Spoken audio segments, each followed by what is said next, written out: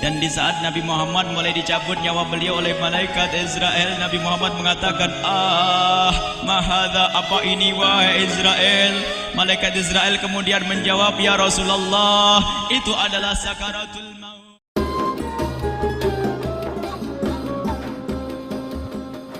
Malaikat Jibril berkata, ya Rasulullah, di depan ada malaikat Israel mau masuk. Kata Rasulullah, boleh masuk, silakan. Kemudian malaikat Israel mengucapkan salam, dan setelah mengucapkan salam, malaikat Israel menawarkan, ya Rasulullah, aku disuruh oleh Allah untuk mencabut nyawamu atau membiarkan engkau. Dalam riwayat, aku disuruh oleh Allah untuk memberikan pilihan kepadamu, al-baqa' fid dunya, tetap di dunia, atau ar-rafiqul a'la, atau dengan Allah. Nabi Muhammad menjawab, ar-rafiqul a'la, dengan Allah. Kemudian setelah itu Nabi Muhammad berdoa agar umatnya selamat. Setelah ada jaminan umatnya selamat, malaikat Israel, sudahlah, cabut nyawaku kalau memang sudah waktuku. Mulailah Nabi Muhammad dicabut nyawa beliau oleh malaikat Israel. Dan di saat Nabi Muhammad mulai dicabut nyawa beliau oleh malaikat Israel, Nabi Muhammad mengatakan, mahadha, apa ini wahai Israel?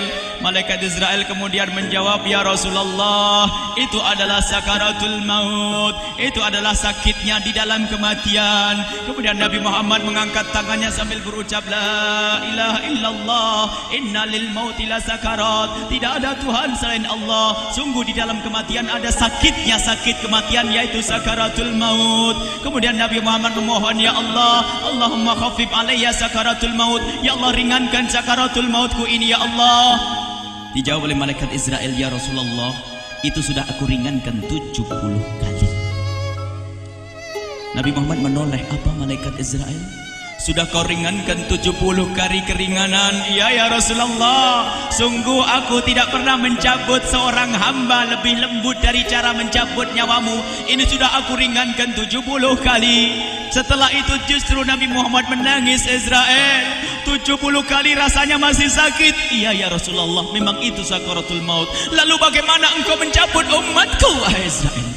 Allah, yang diingat siapa? Umat.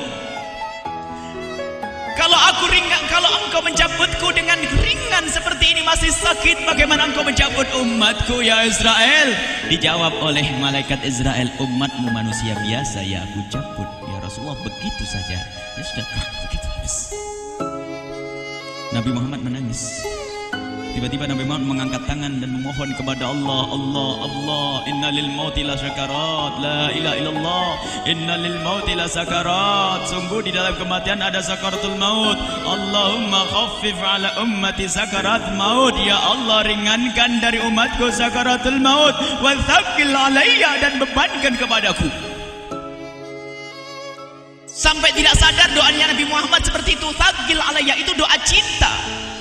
Seorang ibu yang pernah punya anak, tuh lihat kalau doa Rasulullah ini masih dilakukan.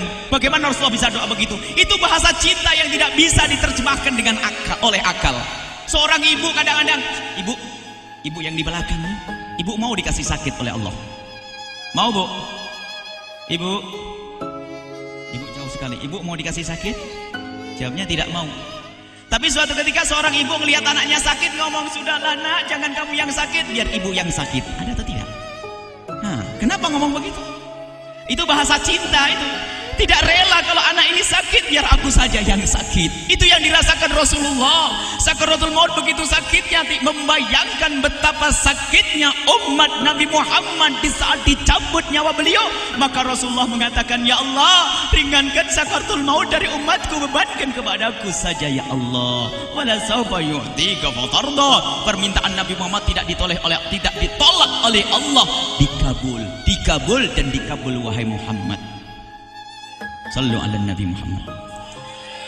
Dan benar, sakaratul maut kita ditahan oleh Rasulullah, ditanggung oleh Rasulullah, sehingga digambarkan oleh Imam Bukhari di saat Nabi Muhammad dicabut nyawa beliau, Siti Aisyah yang ada di situ. Rasulullah berada di pangkuan Siti Aisyah, yang saat itu Siti Aisyah melihat keringat dingin keluar dari kening Rasulullah. Siti Aisyah tidak pernah melihat keringat keluar seperti itu.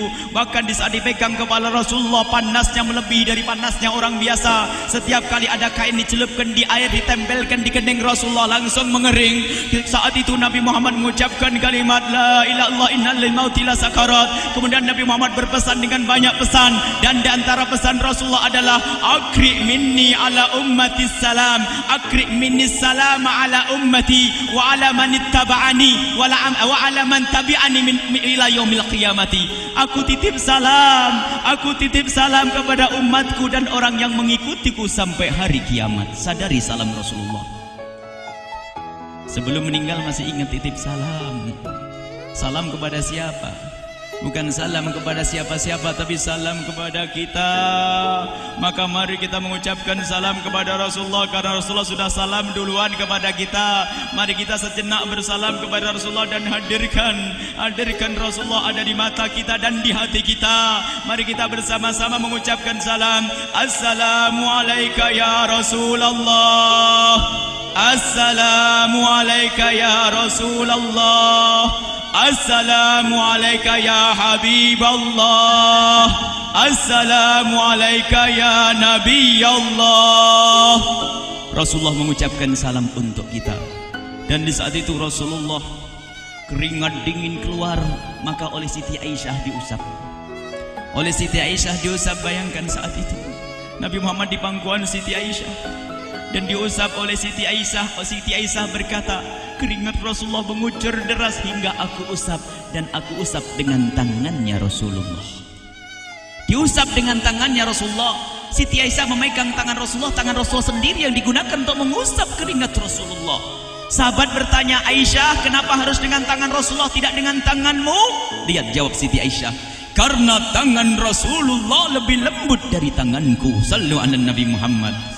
Masih sempat nyanjung tuh sahabat Nabi. Dalam keadaan begitu masih menyadari kelembutan tangan Rasulullah, jasad Rasulullah, kemuliaan Rasulullah sallallahu alaihi wasallam. Dan aku lebih menginginkan bahwasanya yang menyentuh jidat Nabi Muhammad adalah tangan yang paling mulia di dunia dan di akhirat. Siti Aisyah enggak berani menyentuhkan. Pengennya yang disentuhkan di kening Rasulullah adalah tangannya Rasulullah sallallahu alaihi wasallam. Kemudian setelah itu Nabi Muhammad merasakan sakit yang sangat untuk kita. Kemudian Nabi Muhammad mengangkat tangan tinggi-tinggi mengucapkan la ilaha illallah innalil mauti lasakarat. Tiba-tiba tangan itu semakin turun dan ditangkap oleh Siti Aisyah. Dan di saat tangan itu jatuh di tangan Siti Aisyah, kemudian tiba-tiba paha Siti Aisyah merasakan berat kepala suci Rasulullah. Dan saat itu Siti Aisyah sadar bahwasanya Rasulullah sudah kembali kepada Allah Subhanahu wa taala. Sallu ala Nabi Muhammad. Siti Aisyah bingung di saat melihat seperti itu. Ditaruh pelan-pelan wajah Rasulullah. Sambil menangis lalu berkata, Rasulullah sudah meninggal. Para sahabat Nabi pada bingung. Sayyidina Ali tiba-tiba terduduk, nggak bisa berdiri. Sayyidina Uthman nggak bisa ngomong. Ada orang Sayyidina Zaid berkata, aku baru melihat Rasulullah. Setelah ini aku tidak mau melihat lagi selain Rasulullah. Ya Allah, butakan mataku. Aku tidak ingin aku kotori mataku dengan selain Rasulullah. Dan dibutakan oleh Allah. Bermacam-macam kejadian saat itu. Madinah heboh luar biasa dengan meninggalnya Rasulullah sallallahu alaihi wasallam. Dan sungguh meninggalnya Nabi Muhammad adalah menghidupkan hati yang mati kalau orang faham. Tiba-tiba Sayyidina Abu Bakar datang. Setelah Sayyidina Umar mengatakan, siapa yang mengatakan Muhammad meninggal akan aku penggal lehernya. Jangan seperti orang-orang Nabi Muhammad sekarang lagi pergi seperti waktu Musa pergi kepada Tuhannya, kepada Allah, nanti akan kembali kepada kita. Muhammad belum meninggal. Ini adalah karena kecintaan Sayyidina Umar bin Khattab, tidak ingin Nabi Muhammad pergi. Tiba-tiba datang Sayyidina Abu Bakar As-Siddiq lalu masuk ke kamarnya Rasulullah, lalu masuk kepada Rasulullah, kemudian mengecup kening Rasulullah. Dan Sayyidina Abu Bakar berkata, ya Rasulullah, tibta hayyan wa mayyita. Ya Rasulullah, engkau tetap harum dalam keadaan hidup dan harum setelah meninggal dunia. Sallu ala Nabi Muhammad. Hingga sampai setelah hari besoknya meninggal Rasulullah Senin sore, Selasa malam, Rabu dikubur Rasulullah sallallahu alaihi wasallam. Setelah dikubur, Sayyidat Fatimah bertanya kepada Sayyidina Abdullah ibn Abbas, Sayyidina Anas, wahai Anas, hai Anas, sambil menangis Sayyidat Fatimah Zahra, hai Anas, bagaimana engkau tega? Atabat anfusukum antahtu ra'sa Rasulillah. Apakah engkau rela menaburkan debu di atas kepala Rasulullah? Sayyidina Anas menangis kaget, ya wahai binta Rasulullah, kalau kami tidak dilupakan oleh Allah, niscaya tidak ada yang bisa mengubur Rasulullah. Jadi saat itu dilupakan oleh Allah, sehingga mereka tidak menyadari melakukan itu semua. Kalau mereka sadar, tidak akan bisa mengubur Rasulullah sallallahu alaihi wasallam. Ini yang diungkapkan oleh Sayyidina Anas, kalau seandainya kami tidak dilupakan oleh Allah, niscaya kami tidak akan mampu mengubur Rasulullah sallallahu alaihi wasallam. Kami yang hadir di sini, ya Allah, ingin senantiasa hadir di hati kami kekasih-Mu Nabi Muhammad. Maka kami mohon, ya Allah, jadikan kekasih-Mu Nabi Muhammad yang akan, ya Allah, yang akan mendampingi kami kelak saat Kau cabut nyawa kami, seperti yang Kau wahyukan kepada kekasih-Mu Nabi Muhammad. Wa absyiru bil jannati, semua hamba yang beriman akan menyaksikan surga, ya di saat dicabut nyawa mereka. Dan surga, di tempat surga itu yang paling mulia adalah Nabi Muhammad.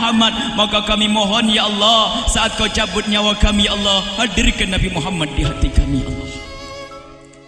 Dan kami mohon, ya Allah, saat di alam barzah nanti, ya Allah, saat yang sangat mengerikan itu, ya Allah, kami mohon hadirkan kekasih-Mu Nabi Muhammad, sehingga kami tidak takut dan gentar lagi dengan malaikat mungkar nakir.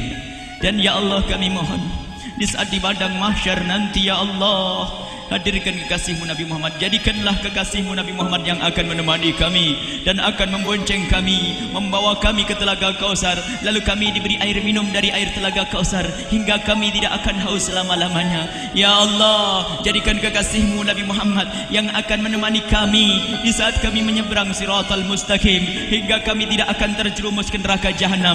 Dan jadikan kekasih-Mu Nabi Muhammad yang akan kami saksikan setiap saat di surga-Mu, ya Allah. Ya Allah, jadikan kekasih-Mu Nabi Muhammad yang senantiasa, ya Allah, kami lihat kelak di surga. Dan jadikan ucapan kami di akhir hayat kami kelak adalah, ya Allah, adalah kalimat agung dan mulia, La ilaha illallah Muhammadur Rasulullah. La ilaha illallah Muhammadur Rasulullah. La ilaha illallah Muhammadur Rasulullah sallallahu